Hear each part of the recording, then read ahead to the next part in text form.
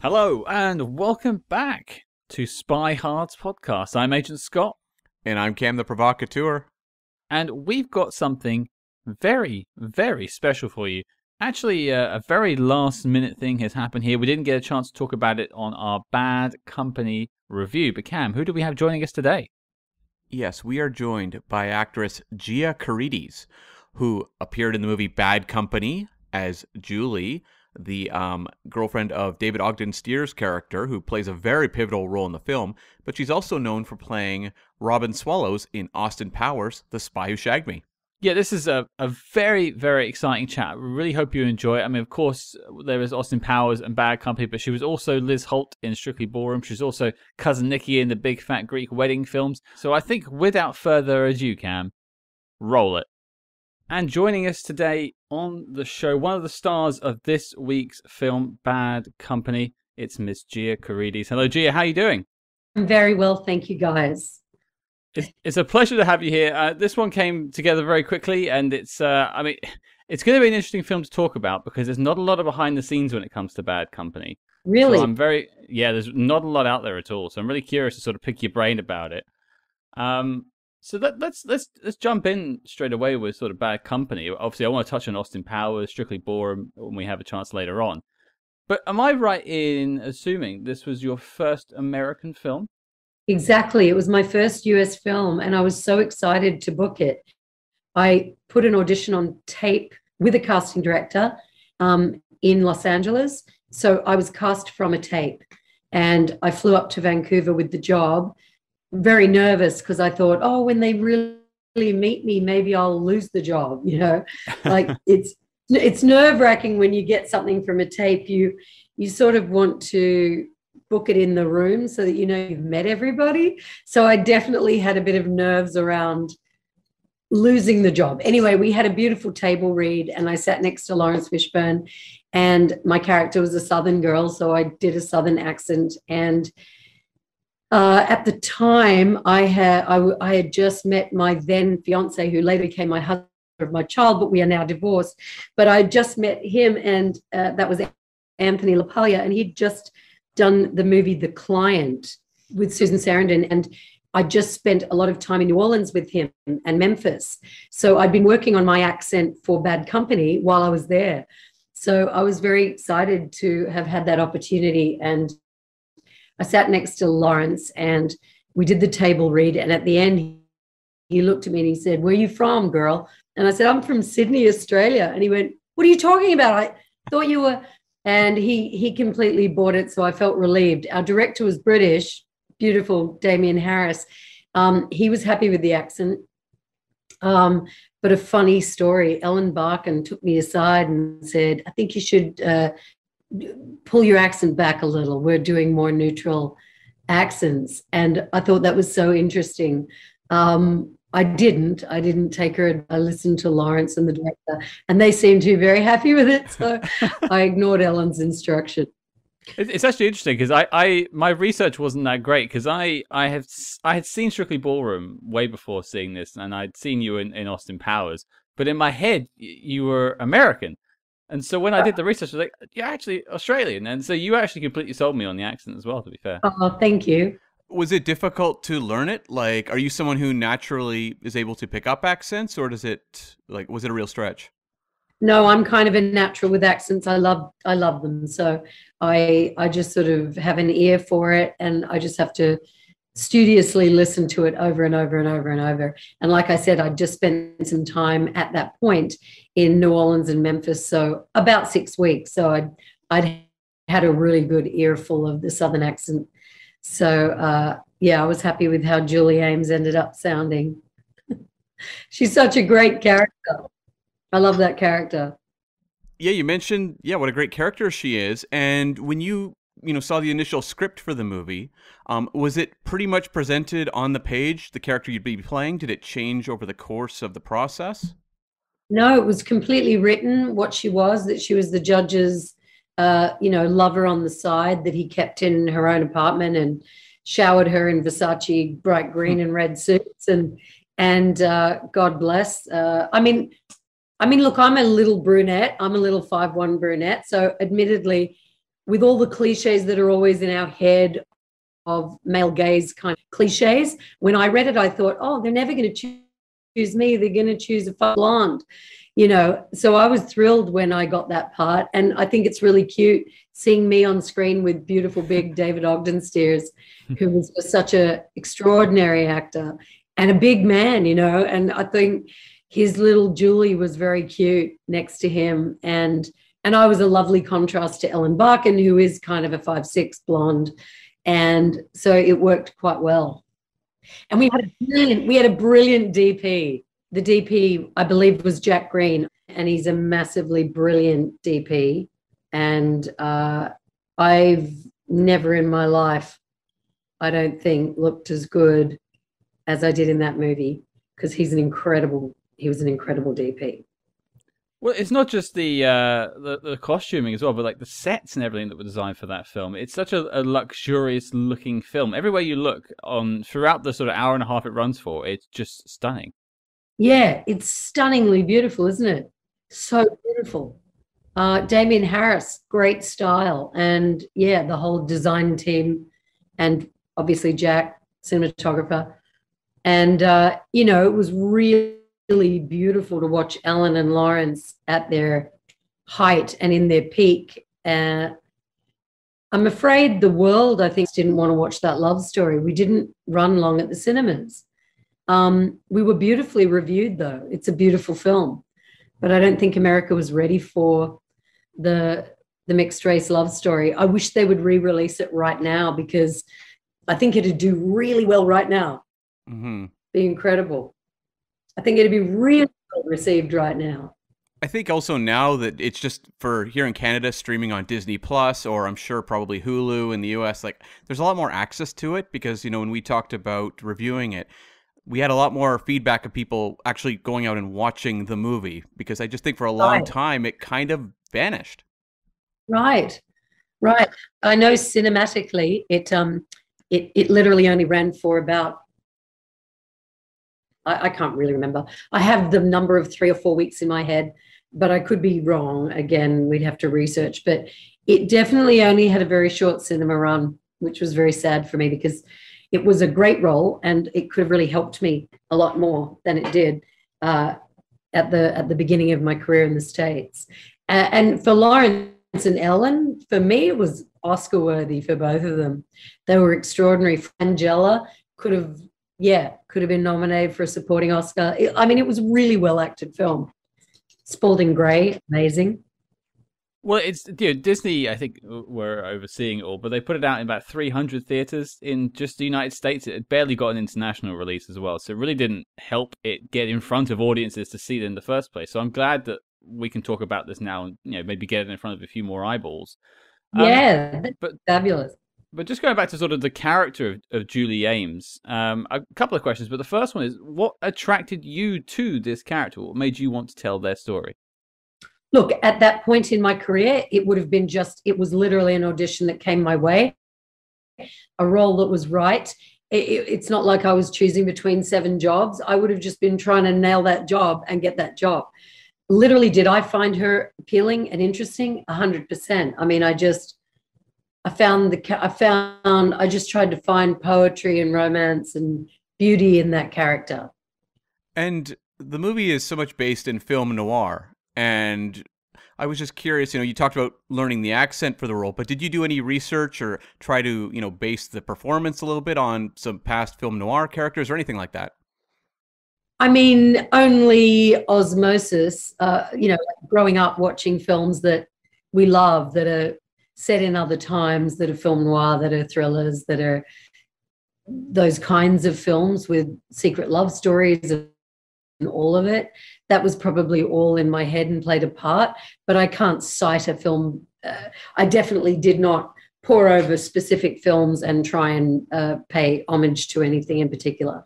No, I'm sure I'm sure my look was probably, I'm sure hair and makeup and everybody were lending themselves to certain actresses' looks over a period of time. No one was cited specifically to me.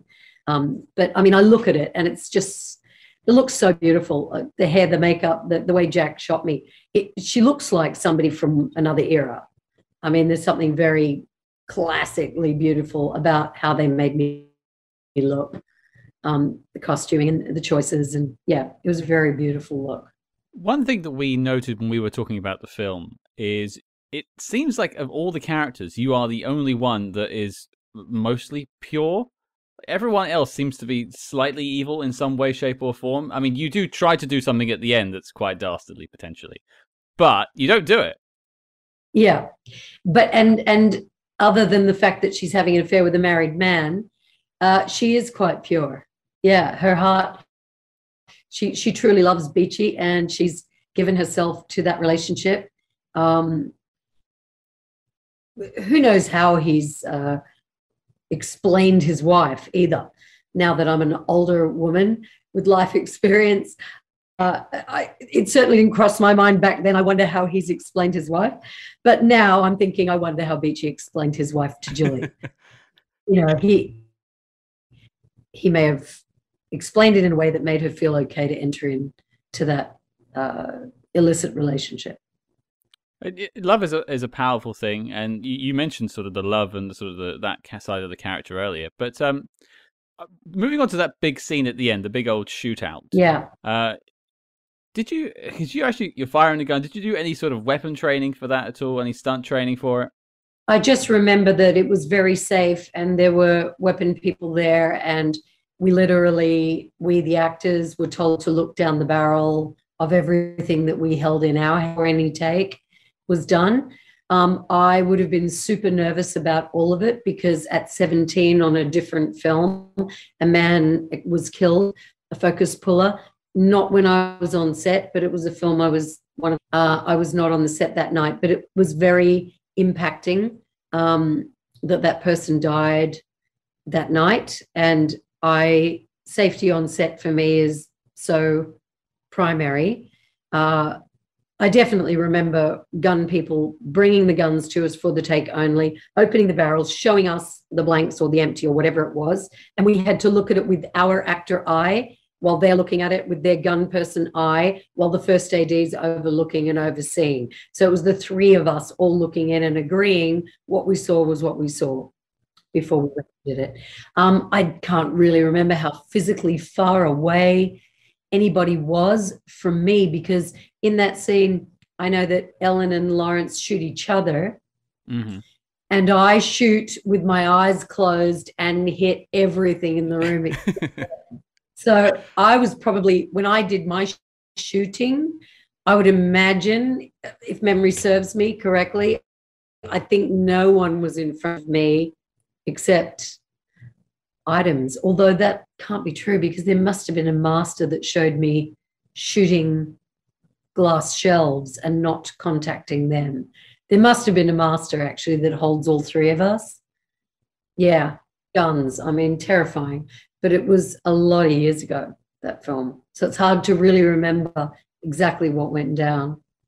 And when you watch that scene, it's like, it looks like it would be very technically difficult to pull off, because there's a lot going on in that big finale. Like, it's a very explosive ending to the film. Yes. Yes. One of the things I thought was really interesting about your character was, if this movie had been made in decades past, I think Julie would be a little more of a passive character.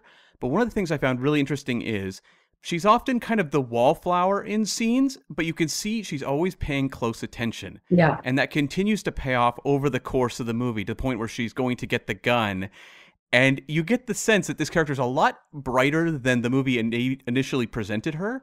Oh, yeah. And I'm just curious how much fun that was to play, because, it's your first major, Hollywood film. Oh my God, so much fun. It was such a dream role, because she looks like, she looks like just the little bit on the side that Bitchy has. And then she absolutely drives everything and ends up in the limo with the cash, riding off into the sunset. I mean, she doesn't have her man anymore, but she has everything, and she's dobbed in the right people, and she's on her merry way. She makes it out with the cash. I mean, it's a fantastic role. It's a fantastic role. It would be hard to get your hands on. I'm looking at it now thinking that would be a really hard role for a complete nobody to get their hands on right now today, because she kind of steals the whole movie. Her character does. On paper, she plot-wise kind of steals the movie. I mean, you can't steal a movie from Ellen Barkin and Lawrence Fishburne. They're extraordinary. But she was a meaty, fantastic character.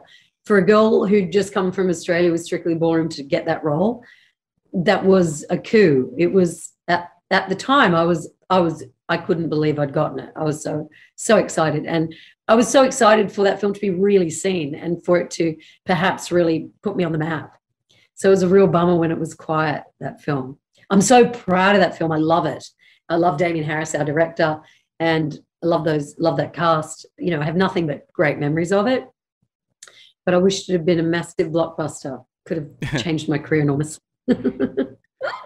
Well, you mentioned the fabulous cast of the film, and we a little bit about Lawrence and Ellen earlier on, but just what are some of your memories of working with them on set? I know you have the one main scene at the end and sort of in the elevator and stuff, but just any memories of those two?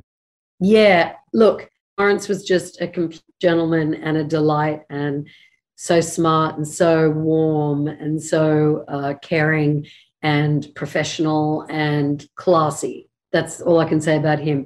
And my scene in the red suit when I come to visit him was just so much fun to shoot. He was extraordinary to work with.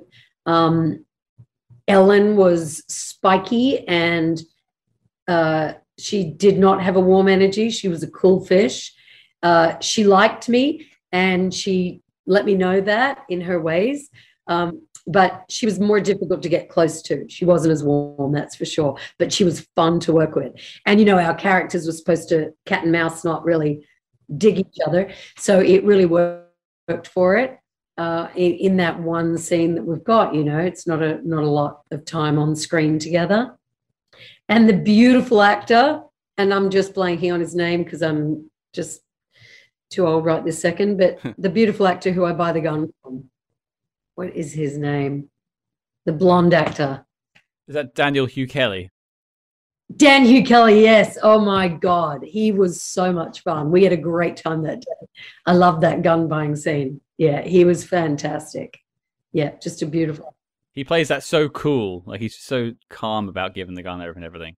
And he was a really, like, a funny, smart and charismatic and just great, like a real old school, absolutely brilliant character actor who'd been in everything and was extraordinary and just a joy to work with. Just one of those actors that you look up to and you think, yeah, I just want to work my whole career as much as you. Like, he's just brilliant. And David Ogden Stiers was beautiful, so sweet, so kind, so lovely. It was a beautiful set. Our producers were wonderful. And as I said, Damien Harris, our director, so kind, English, cool, hip. Like, he was just a fantastic guy. Yeah, it was great. It was a really, really good first experience in the US, even though it happened in Canada. And Canada was beautiful. I loved being in Vancouver. My makeup artist, Victoria, was extraordinary. And yeah, it was a complete joy to be on that set at all times. I am curious because, you know, we talk about how Bad Company didn't perform hugely at the time, and you say it would have been amazing for a career if it had been a big blockbuster. But I am just wondering, like, later down the road when you went in for other jobs, if that movie was ever brought up, or that performance, just by people that had seen you in the past. It really wasn't, not to my knowledge. It may have been something that other directors liked. And it was certainly always on my show reel. Like, I grabbed scenes from that and put it all over my reel because it was beautiful work. That's the sad thing as an actor. As you age, you really can't keep putting things that are too young on your reel because you got to look like you look now. And it's heartbreaking sometimes to leave things out that you loved. I mean, you can always do a montage if it's a film like Strictly Ballroom, Austin Powers, where you just want to say, remember she was in this, you could sort of montage it in. But Bad Company is one of my favorite performances, one of my favorite characters, and I'm so proud of it, proud of the work. And yeah, it could have been a real debutante sort of here she is moment if it had been a massive, you know, big blockbuster. And as the person that, you know, brought this character to life, did you ever consider to yourself, like, whatever became of Julie? No, I've never thought that, but Great thought. I love that. I love that. I wonder what did become of Julie. Well, she had plenty of cash, so she could take care of herself. She wasn't going to need another Beachy to take care of her, but you know, who knows what Julie found in her life? She may have remained true to him forever. Who knows? Maybe she's running Toolshed now. She was truly in love with him. Like, she wasn't just a bet playing. That's not how I played her anyway. No, for sure. And just, I suppose my last question on Bad Company is, and you said about the legacy of the film, but just for you, what does this film mean to you, looking back on it now? It means a lot because it was the first US job I ever got cast in. And I think I got that job after I'd been in the US for about 5 or 6 months. I remember at the time, Anthony said, I'd been auditioning for lots of pilots, TV pilots, and I'd gone to network a couple of times, hoping to get a pilot. Just laughed and said, you've just jumped about 10 rungs getting this role. This is an amazing role, and this is an incredible A-list cast. You've just jumped. And, you know, I was thrilled and excited. And, yeah. And it was funny, every pilot season I auditioned for tons of TV pilots and never booked them. And then invariably I would get a movie right at the end of pilot season. And I remember he used to laugh and say, you're the only film actor I know that's desperate to get a TV career, but you just keep getting movies. So, I mean, I was always happy. I mean, I'm just happy to work and have no snobbery around whether it's film, television, theater. I just love to work. I love the connection. I also don't care if it's A-list or B grade or C grade. Like, I genuinely, if I'm driving to work at 5:30 in the morning to sit in a makeup chair, I don't care if it's a kind of nighttime soap opera, cheesy piece of crap. If it's full of joyful people that love what they're doing on set in that day during the process, I'm the happiest girl on the planet. If it's Baz Luhrmann or Mike Nichols or, you know, Bad Company, you know, Damien Harris, I'm extra thrilled, of course, to be working with incredible people, but it really doesn't bother me either way. I'm such an actor at heart. I just want to be at work. And if I could, you know, like when we're younger, we might have kind of a bit of snobbery around, oh, I just want to be in extraordinary films. I don't want to do things that will become boring or dull or, you know, TV that may become repetitive or not challenging. But now, if I could really choose my job, I would choose a White Lotus or a P-Valley. I would choose an ongoing series. It gave me a longer time with extraordinary filmmakers. I'm so obsessed with White Lotus and with P-Valley right now. They're just my 2 favorite shows on TV. I'd cut off my hands to be in either of them. I keep hearing about White. I haven't watched it yet, but I keep hearing about White Lotus, to be fair. It seems to be everywhere I look. Extraordinary film. He's absolutely brilliant, Mike White. He's just incredible. Incredible director, incredible writer, incredible casting, and it's just superb. Both White Lotuses are superb. But P-Valley is extraordinary as well. You've got to watch that show. It's on the Stars Network. It's set in a strip joint in Mississippi, in a made-up town, but we are in the lives of those human beings, and it's so beautifully written by a female playwright, African-American writer, again, but I need to look it up, but the writer of P-Valley, extraordinary, absolutely extraordinary. She's amazing. Katori Hall, yeah, showrunner and creator, and she is a playwright, and it's just an extraordinary show. So shout out to them. I want to be in P-Valley badly. White Lotus. Going on a bit of a Hear whiplash me out now. there. Yeah, we'll put it out there. Don't worry. We'll get it out there. Put it out there. All of the 10 people I know. But a bit of a whiplash from a very serious film that we very much enjoy talking about to a film we haven't spoken about yet, and that is Austin Powers. Oh, yes. A very serious film, of course. The first one, 1999's The Spy Who Shagged Me. I actually went back and watched it today, specifically your scene, and I'd completely forgotten all about it. But how did you get connected with Austin Powers? I literally just auditioned for that. I literally auditioned for that job. I had met Mike Myers briefly because when I first got then ex was my then, fiance was doing a pickup shot on How I Married an Axe Murderer. Mm. So I met Mike very briefly on the set when Anthony did that pickup shot. That literally is not why I got the role, I don't believe, and it's not to do with my audition. I literally was sent in that, and the day I auditioned, I remember, what is her name, that brilliant actress? I'm just blanking. A brilliant actress came out of the room just before I went in, and I thought to myself, oh, well, I'm not going to get it because she's just walked out. She was an actress who was on SNL at the time, and I just thought, I don't have a hope in hell. But I walked in the room, and there was Jay Roach, director. Mm-hmm. I don't think Mike was in the room. God, isn't that terrible that I can't remember? He was not in the room, for sure. He wasn't. A reader was probably in the room, or casting director was reading. Sure. But I walked in, and Jay Roach said, hi. And I said, hi. He said, do you have any questions before we start? And I said, no, I have no questions. Because I tried not to speak too much, because usually I was doing an accent for the character. And for this character, I was doing British. But yeah, you try not to get too chatty in your Aussie accent, because you want to just be the character. So I said, no, I have no questions. I said, is there anything you want to tell me before I start? And I meant direction, right? Sure. And he just looked at me and he said, just that I loved you in Strictly Ballroom. And that was just a beautiful thing for him to say. So I got Austin Powers because Jay Roach loved Strictly Ballroom. You know, more than a connection of having met Mike briefly. But it hurt that I met Mike briefly. And I think I did a good audition. And I love that character too. What a great, fun character.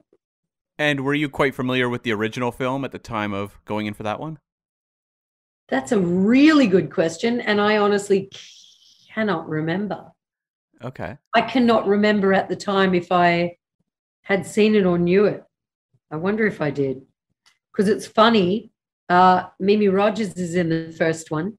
And Mimi, when I went to Vancouver to make Bad Company, right after my then fiance Anthony did a movie in Vancouver with Mimi, Lovers, right after. So I met Mimi right after Bad Company. Like 5 years later, I do Austin Powers. And it's the second film in the Mimi. So we're all, isn't it crazy how life connects us all? No kidding. Yeah. It all leads back to Vancouver, apparently. Yeah. Back to Vancouver. Seriously. And yes. So Austin, yeah, I loved making that film. I didn't work long on it. It was only a couple of days, I think. It was a big dance sequence. So we definitely had a couple of days rehearsal. Not that I had a lot of like big moves. Heather had all that group dancing with her backup dancers, some choreographed stuff. Heather Graham. So yeah, there were rehearsals of that scene.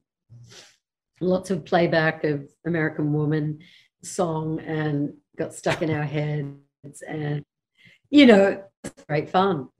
But actually, I remember something physically went wrong with me on the day I shot that. I think I woke up and I had a terrible stiff neck.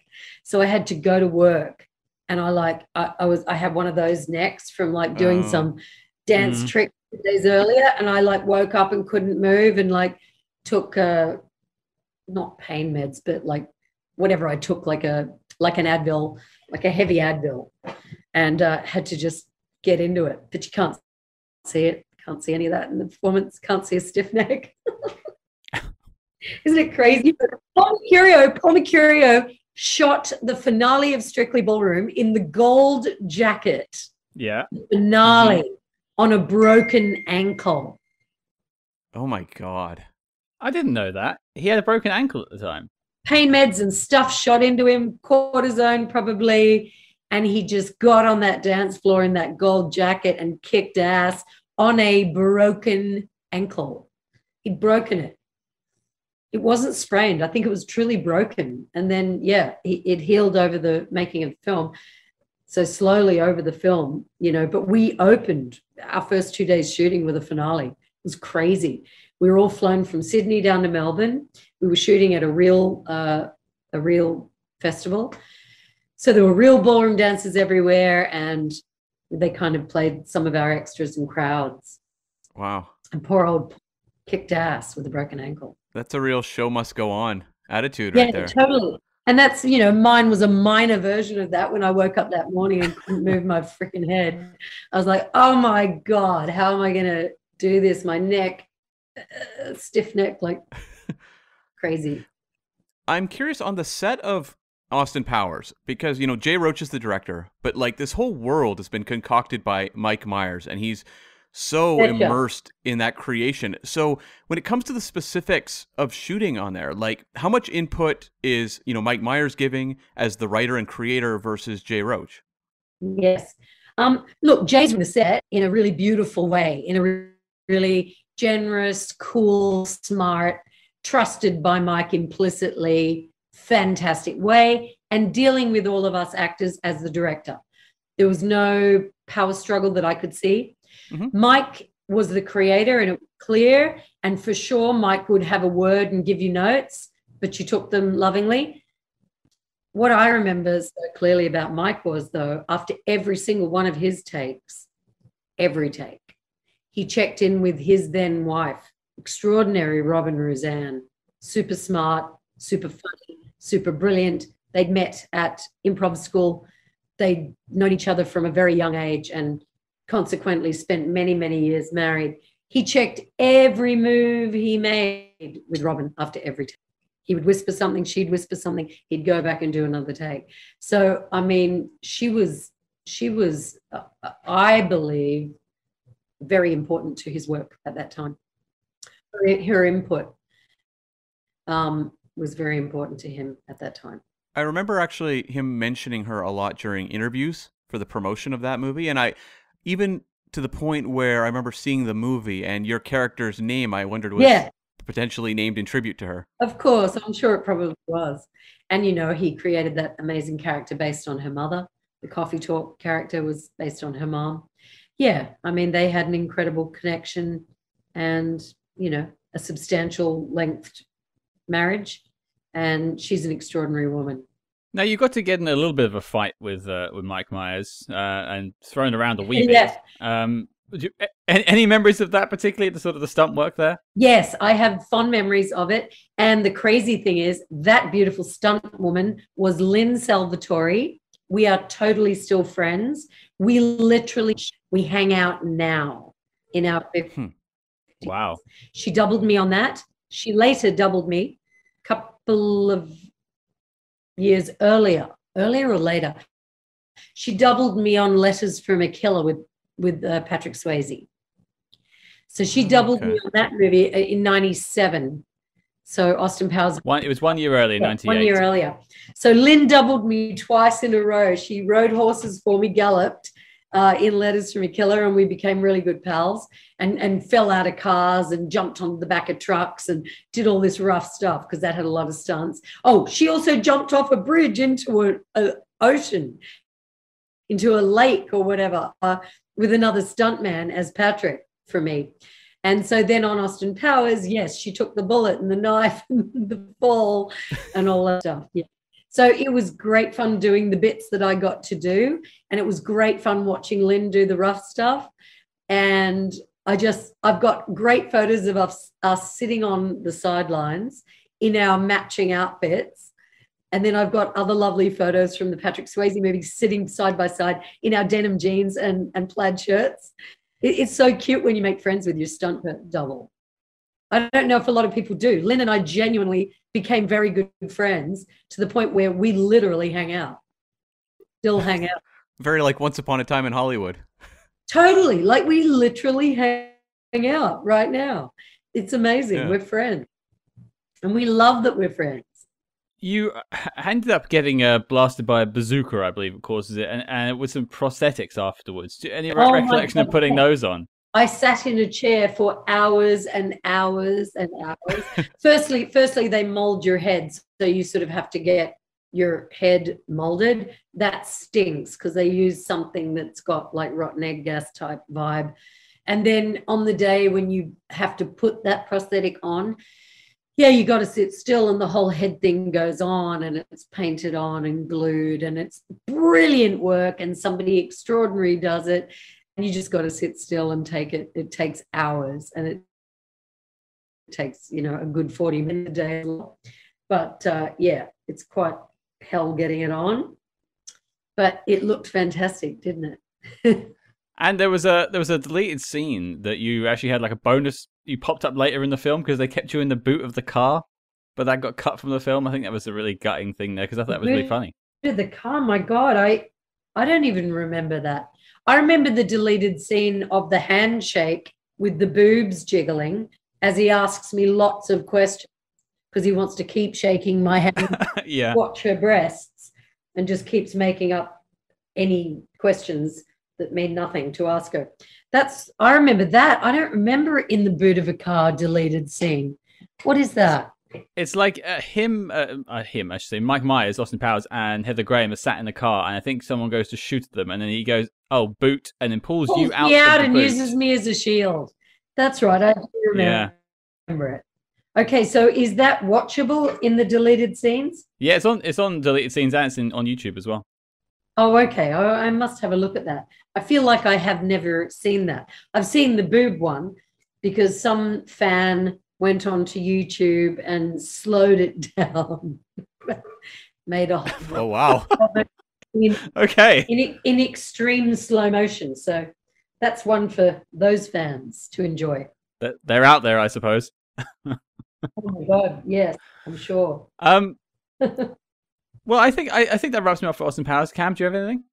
I just had one question, which is about, you know, I'm just curious, when you are making this film, how much improvisation is working its way into the performance versus what's scripted? In Austin Powers? Yeah. It was pretty tightly scripted. I had the tagline in the Spit Follows joke I want to share with the fans. I think the run went, what's your name? Robin Swallows, maiden name Spitz. Well, which one is it, baby, Spitz or Swallows? And I had the tagline, either way, it's a pleasure. He shot it, but he cut it. So it lands, the scene ends on his line, which also works and is fabulous, but I lost the tagline. Boo-hoo.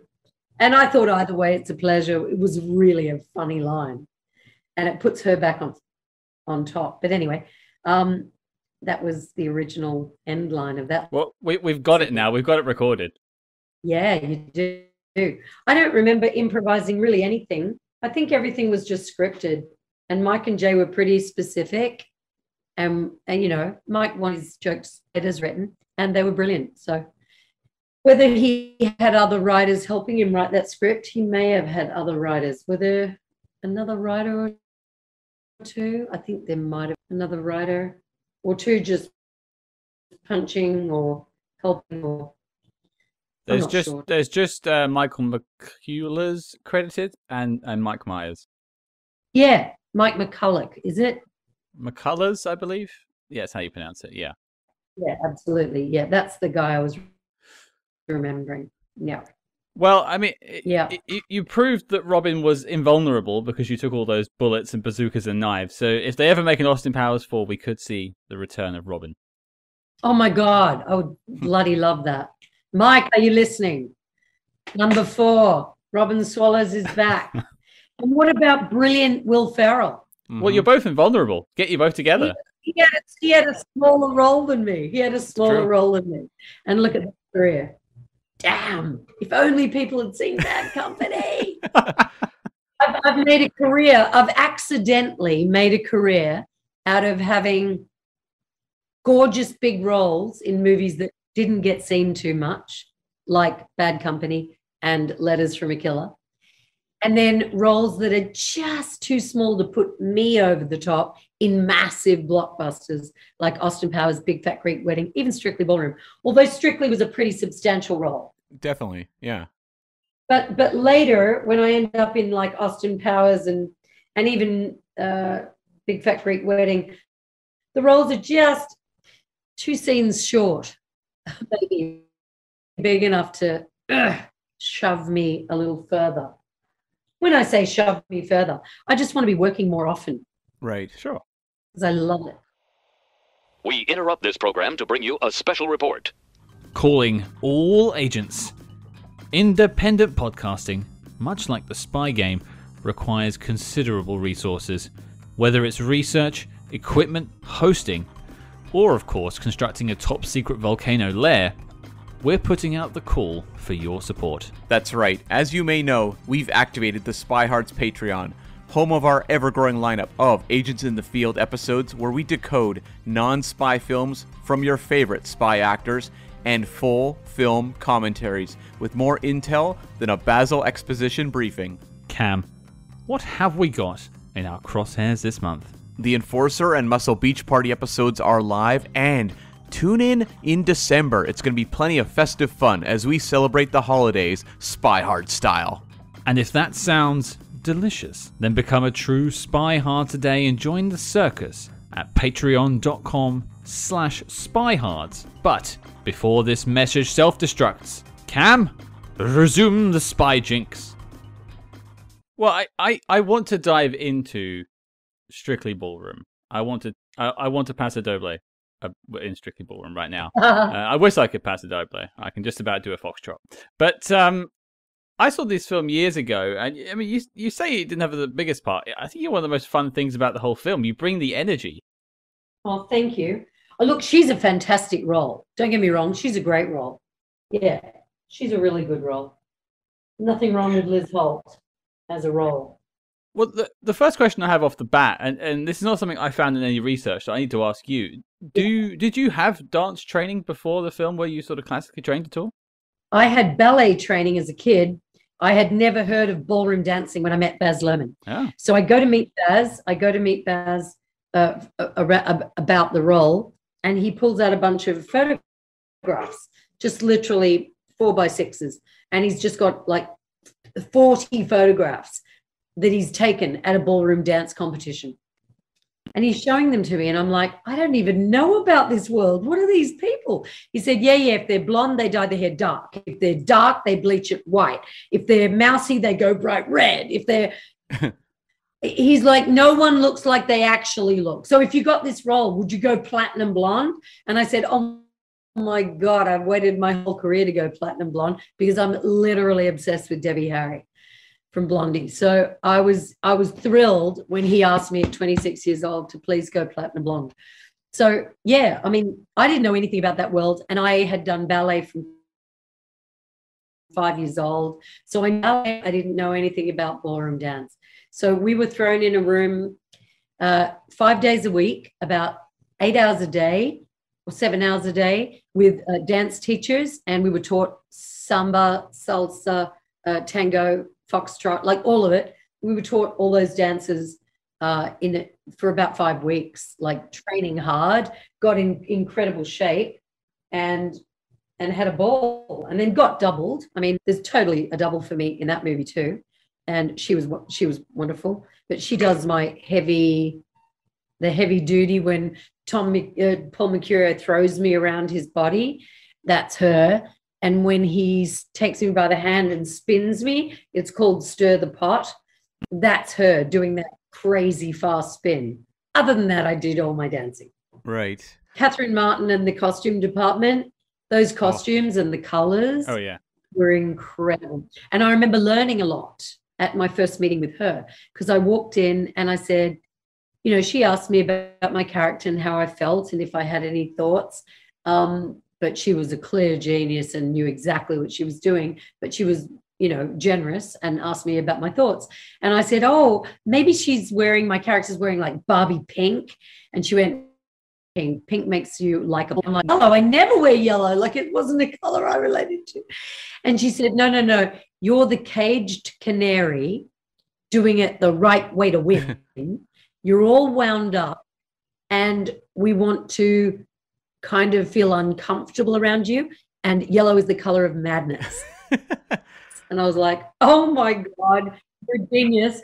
And in I went in that crazy bright yellow, and then ended up in golds when she's in the finale and all that stuff. But yeah, yellow all the way for Liz Holt. And I'm curious, Baz Luhrmann has such a distinct visual style, and it's just awesome. And to see it, evolve over the years. But I'm really interested to know, just as an actor, the kind of direction he's giving, because when you watch his movies, it feels like everything is just so painterly. Yes. Well, he definitely gives direction and has a very strong vision of what he wants.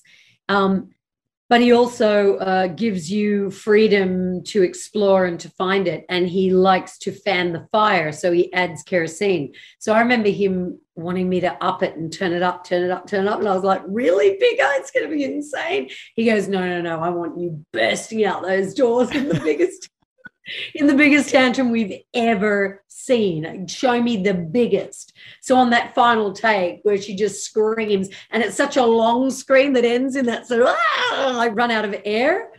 And, I watched it back and I went, oh my God, I never would have done that on my own. I wouldn't have gone that far. Like, he was amazing.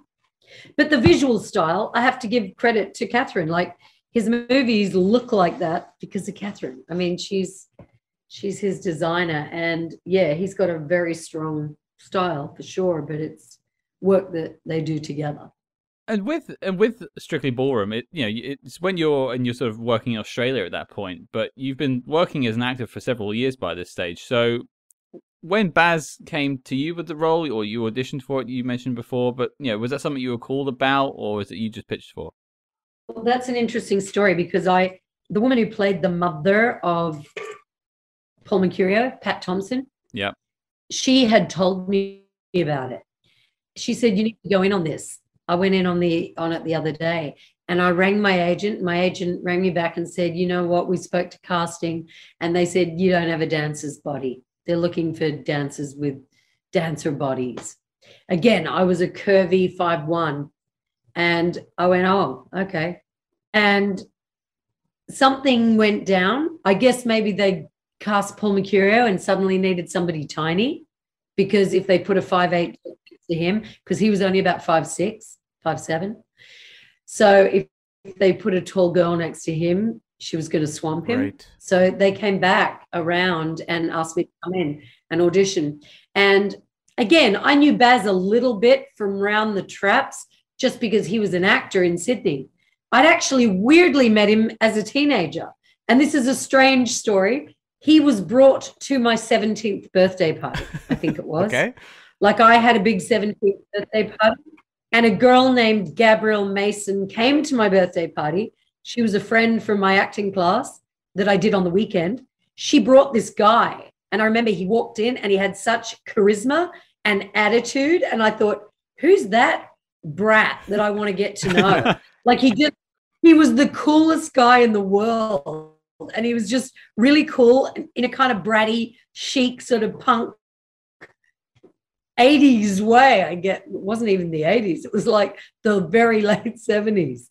And that was bloody Baz Luhrmann. I never met him again. Like, he just came to my party with her, and it was a big party. It was like my family home filled with 100 kids, right? Later down the track, I am aware of him just as an actor around town. I don't know him deeply well. And Strictly was his first directorial. So he's not a star director. He's just that actor. Baz Luhrmann is directing this film about a ballroom world. And he'd come out of NIDA, and I knew his name. And so, yeah, I go to my audition and I sit down and I'm like, hi. I don't know if I sat at that audition, that first meeting. I don't know if I walked in and said, you came to my birthday party with Gabrielle, because I was 26 at that point and he'd come to my 17th birthday. It was like 9 years earlier. I don't think I cited it. I don't even know if I ever mentioned it while we were shooting. I must have. There's no way I wouldn't have. You must have. Funny if he's hearing about it right now, if he ever listens to this podcast for the first time. Yeah, so he showed me all the photographs of that world, and he asked me to come back the next day, act some scenes and do some dancing. So I prepared scenes, came back and acted them. And then I was put in a dance studio with John, Mr. Cha-Cha, our choreographer, and he quickly taught me some dancing. And so I had to dance that for them. So it was kind of a dance audition and an acting audition. So obviously the acting audition, I felt confident and, tried to knock it out of the park. And the dance audition, I did my best to keep up. And lucky I had a ballet background, I guess, but I definitely had no background in partner dancing. So I was learning as I went. I guess I picked it up quickly. And then I loved the process of learning it for the film. Like I loved the rehearsal period of Strictly Ballroom is almost more enjoyable of a memory than the filmmaking. And trust me, the filmmaking was deeply enjoyable. But the rehearsal period was joyful. It was just beautiful going to work every day. I just loved it so much. Is there a particular Liz Holt scene that you hold near and dear to your heart, looking back on the film? Yes, let me think. It probably is that sequence of the arguments coming out of the two doors and then going away from him, slipping on the wax, and then coming back in, doing the tango, ending with the Ken Railings moment. I mean, that's the chunkiest amount of stuff I had to do. And it's such a great journey, all in the space of 4 minutes, whatever it is, with such great jokes and tags and choreography in there. It's pretty great. And you make an amazing comedy duo with John Hannon in the movie. Oh, my God. He is just a joy. He's a joy. He was so much fun. We had so much fun. Laughed every single day. Again, evil twinkle in the eye, one of the funniest men I've ever met, and just a brilliant actor. And we just had nothing but fun in rehearsal. And I got to dance with him so much. It was fantastic. Have you kept up the dancing since? Yeah, I mean, I threw a little bit into the first Greek wedding. Joey Fatone and I do a quick little partner dance at the wedding. We just partner up and he spins me a little bit.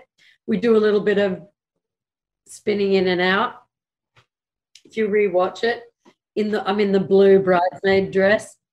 And he later goes on, of course, to do Dancing with the Stars, but also was a dancer anyway and in sync. He's a beautiful dancer. And so we were just dancing. We were just mucking around on the set that night when we were shooting because there was a band there and we were all dolled up. Like we were literally doing that for fun between takes. And Nia and the director saw it and went, oh, yeah, let's put that in. Because, you know, we were brother and sister who hated each other and kept smacking each other and not getting on. But when they saw us dancing and showing off, they said, fantastic, let's throw that in. And so it you know, it's a moment in the film. But yes, I've kept the dancing up every time I'm somewhere that can possibly have a moment in life, a wedding or somewhere where I can jump on a floor, or, you know, I've gone to swing nights. And actually I met a guy in New York who became a really good friend called Russell Steinberg, who's incredibly funny and does a character called Johnny Favor. He performs him live at the Box and various places. He's an extraordinary performer. Russell and I used to dance around New York, just around the scene. And a young director, Sophie Alstergren from Australia, saw us dancing one night and wrote a short film around us for us, which is all dance. It's a short film that is 50% a dance, telling the story. And that's with Russell Steinberg and I in Sophie's short film. I'd say I'd hate to be in one of those dance rooms in New York when they see you walk in and they're like, oh my God, she was in Strictly. Look, can't compete with that. I'm not that great. I just love doing it. Well, I was going to ask, I'd be remiss if I didn't, but are you aware of the effect that Strictly Ballroom had in the UK? Yeah. I think, didn't it start the show Strictly Come Dancing or whatever? Basically, yeah. Well, it brought it back. So it used to be called Come Dancing, and then Strictly happened. Yeah. Strictly Ballroom happened, and they brought it back as Strictly Come Dancing. And I literally got married last weekend. This is no word of a lie. I got married last weekend. And oh, congratulations. Thank you. And for my wedding night, my partner decided that they wanted to watch Strictly Come Dancing at the end of the night. So somehow you were a part of the wedding. Congratulations. Thank you for joining us. I love that. I love that. But I mean, we could touch on Big Fat Greek Wedding. I wanted to quickly touch on something you did quite recently, actually, and that is pop up in Twin Peaks. Oh, yes. Oh, my God. I mean, again, not a big role, but just to be chosen by David to be in anything was just a joy. And to watch him work on set, watch him direct other actors that had more to do, watch how beautifully he spoke to them. He was gorgeous, just a gorgeous artist to work with. I've been very lucky with directors. I mean, I don't mean to show off, but Baz Luhrmann, Mike Nichols, Jay Roach, David Lynch, Ray Lawrence, Australia, of the movie Bliss, later Lantana, because I introduced him to my ex. They met, they did Lantana. I introduced those two men. I said, you guys have to work together. And it was the best work I think my ex-husband ever did. All his work is brilliant, but Lantana was exceptional. Yeah, I've been spoiled. I've had a riches of really extraordinary directors. I mean, just lastly, then on the Twin Peaks side of things, is I mean, you were in the sort of the Roadhouse, James Hurley, sort of the classic characters from the show. Did you ever watch the original Twin Peaks at all? Oh yes, I watched all of the original. I loved it to death. Yeah, I loved it. Yeah, and when I was only on set that one day in the Roadhouse, that's it. That one scene, just I've got 2 lines or whatever, overseeing their love story. You know, saying weird or whatever I was saying. It is Twin Peaks. Yeah. Yeah. Well, as we're wrapping up, a question I always like to ask when we have guests on the show, although I may know the answer based on what we were talking about earlier, but what's a film from your filmography that you think people should check out that didn't get enough love? It's hard to choose because a part of me wants to say Bad Company. I had an enjoyable, incredible time making Letters from a Killer, but I don't think it's the film that Bad Company is. But I had a really fun, juicy role in that film, and I had a beautiful time with Patrick Swayze. But it's not the film that Bad Company is. I also did a film in Australia called Brilliant Lies that I had a really decent, great role in. I was nominated for it. And that's a really good film too. I don't know how much attention that had. And then I did a tiny little really interesting film called Backlash that Bill Bennett made that's also very interesting and is worth a look. So, I mean, there's a few little quiet films like that. Okay. I mean, I thought you were going to go automatically for Bad Company, but I appreciate there's a few other options there. No, I think I do go automatically to Bad Company because bang for buck, it's a really good film. It's really watchable and fun. And good and stylish and extremely well made. So yeah, I think if I have to pick, I pick Bad Company. Solid answer. Now, what is it you're currently working on? What am I currently working on? The last thing I did was Greek Wedding #3, which is shot in Greece. And prior to that, just before the pandemic, I did Kim Cattrall's show, Filthy Rich. Yeah. It was great fun, but it did not get picked up for a second season, but it can still be watched on Hulu, FX Hulu. That was good fun, but that was like a shiny nighttime soap that is deliciously fun to watch. And I'm proud of my work and I really enjoyed my character. And the creators and makers were really wonderful guys. It was great people and women, great people to work with, headed up by Tate Taylor. And he was so talented and so great. And they asked for me. Here we go. I'd done about 40 auditions into the abyss with no result. And then the phone rings. Oh, can Gia come to New Orleans in 2 days and play this role? So without an audition, they offered me this juicy, beautiful role of Veronica. And so it's so funny, this business. You can work your ass off trying to beg for jobs and then just get handed a beautiful one sometimes. So that's a godsend, thank God. But on the horizon for me, I really don't know. I don't know what the next job is. I did a play reading of a play with an Australian playwright, and he called me last night. He would really like to do a production of that somewhere. And he's interested in me either acting in it or actually directing a version of it, because I like to direct as well now. I've directed tiny short film that was part of a feature that actually has been winning a lot of awards around the world right now, called Everything I Ever Wanted to Tell My Daughter About Men. It's written and starring by Lorianne Haynes. I was one of 21 female directors that directed a portion of it. So again, proud of my work in that. And I got to work with Nathan Fillion and Lorianne Haynes, the writer, actress. So they were my stars, and I'm proud of my short, and it's one of the scenes in the film. So I'm open now. I want to do everything. Well, not everything. I want to direct some more, and I want to keep acting till I'm 103. Very specific age there. I like it. Yeah. 3 is my lucky number, and I just wanted to be over 100 in that story. So we'll say 103, or I guess I could say till I'm 300. But I don't know what's around the corner. I auditioned yesterday. I sent off a tape for a tiny role, but a nice role in a beautiful film that will star Elizabeth Banks, who I love. And this film is so well written. It's fantastic. So I would absolutely love to book that, but who knows? The audition went yesterday. We'll see.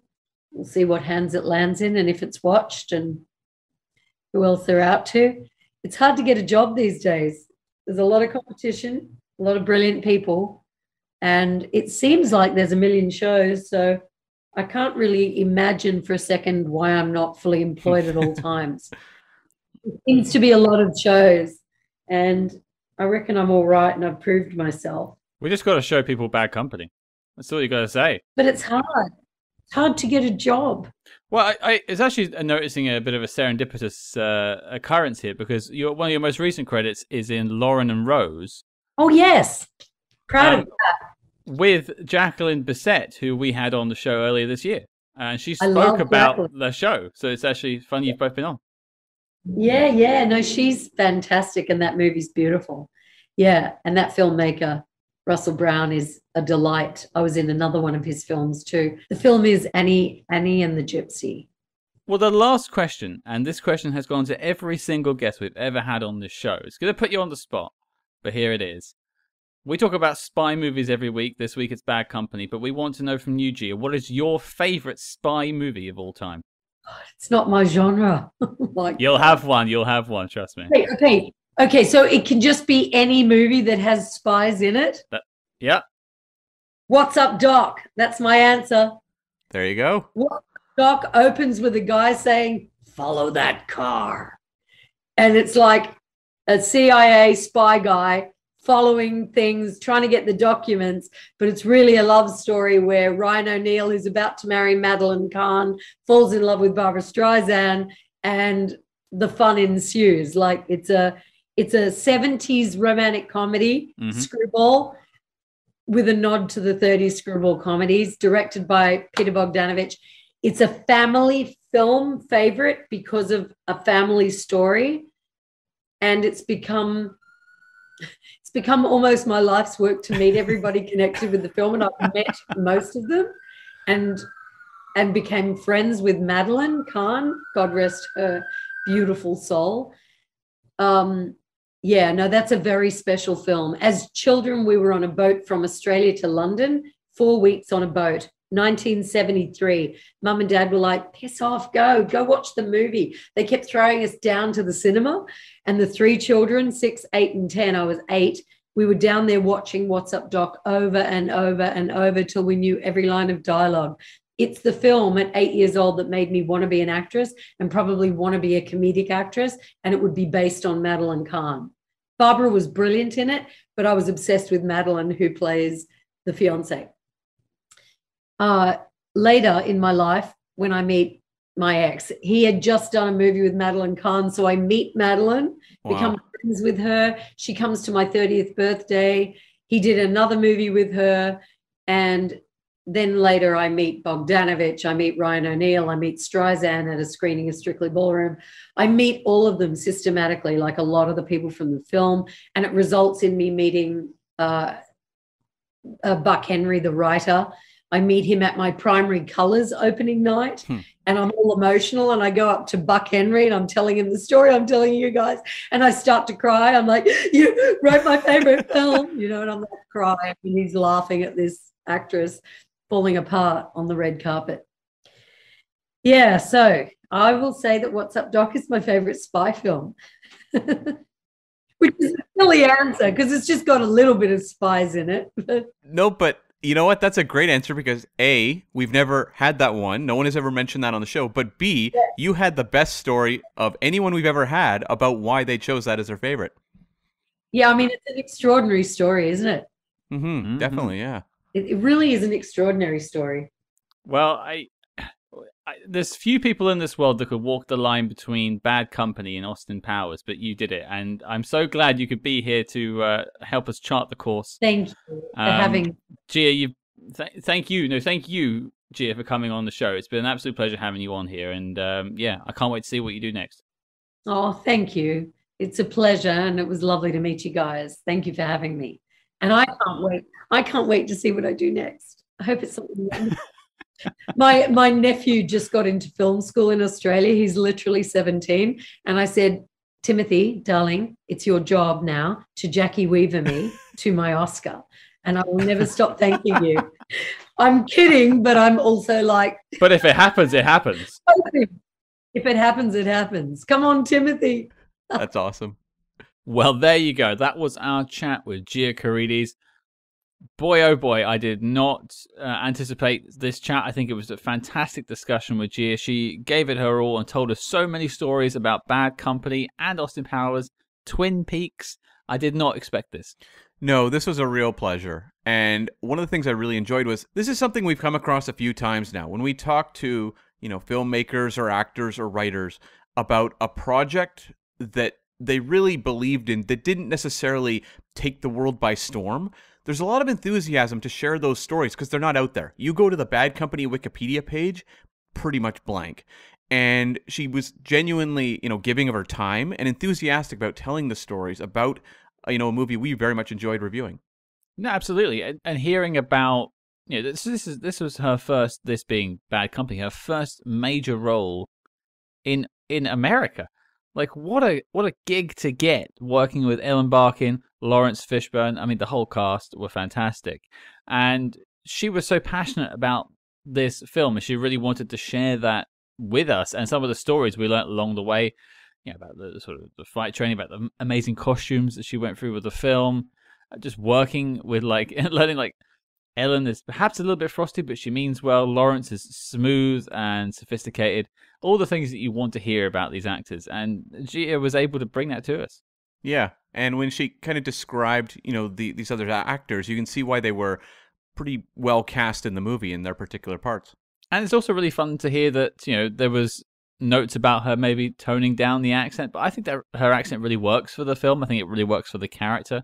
Adds to the sort of sincerity of the character, and we were quite honest about some of her behavior in the film is not particularly pure, but overall she is perhaps the nicest person in the film. I don't think anyone's particularly nice. I'm not sure I want to go to dinner with any of them, but of any of the characters it probably would be Julie Ames.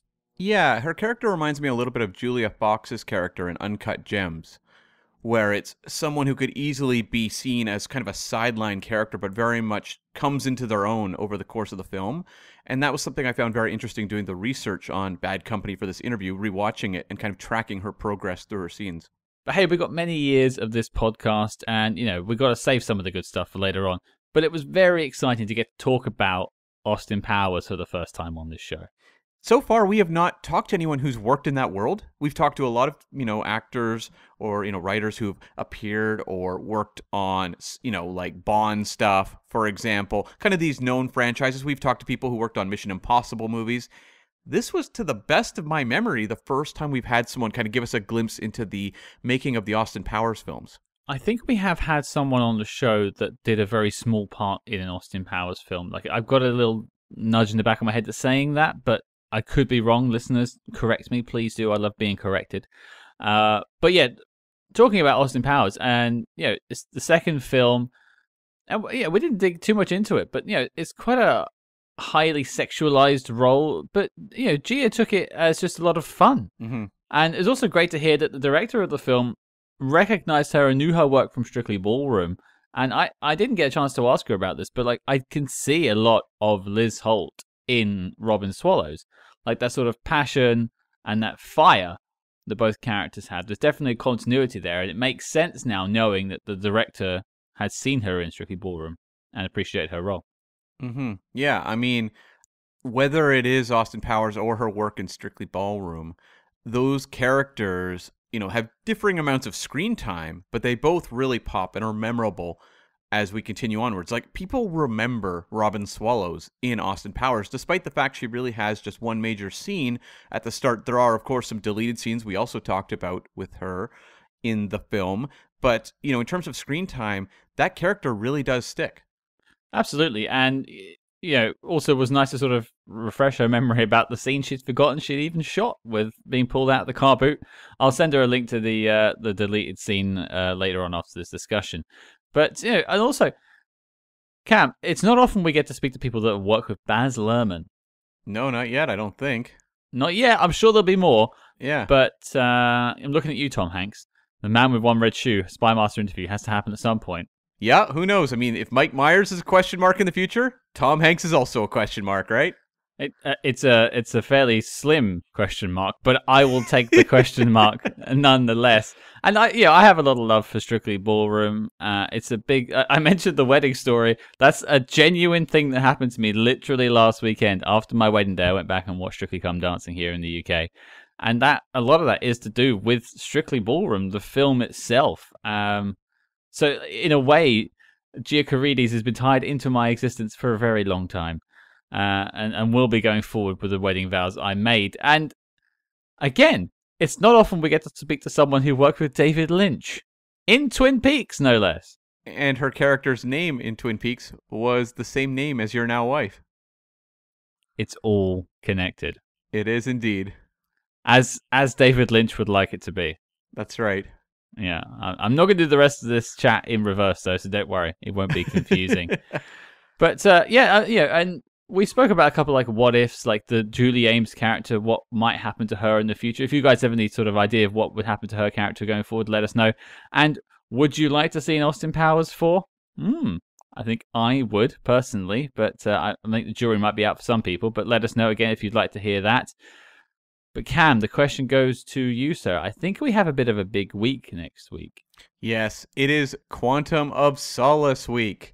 We are going to be, first off, tackling Quantum of Solace with a big review we've got with special guest David Zaritsky from the Bond Experience. This one is going to be a blast. And towards the end of the week, we'll have an interview out with actor Rufus Wright, who played the Treasury Agent, who has the big scene with the touch screens and all that sort of stuff, talking to M and Bond. We're going to talk to him about, basically playing a small part in that film and also working on some other major spy films that you all know and love. Yeah, he's got some great spy credentials, and we have a really fun discussion with him about sort of working in spy movies and his experiences with that. And not only do we have that interview, we have another 2 more interviews for you. It's a real smorgasbord of Bond. We have Roberto Schaefer, the cinematographer of Quantum of Solace, joining us the following week. And we're also speaking to Mr. Matt Whitecross, the director of the recent Amazon Prime Sound of 007 documentary. It's a fabulous documentary. I suggest you all check it out if you haven't already. And Matt really breaks it down with us. So that's 4 Bond episodes in 2 weeks. It is the season of giving after all. Definitely. So there you go, folks. Your mission, should you choose to accept it, is to watch Quantum of Solace if you haven't already, and settle in for 4 whole James Bond episodes from your favorite spy hards. If you like what you heard on this interview, please consider leaving us a 5-star review wherever you get your podcasts, and do not forget to follow us discreetly on social media at SpyHards, that's SpyHards, on Facebook, Twitter, and Instagram. But until next week, listeners, remember, spits or swallows, either way, it's a pleasure.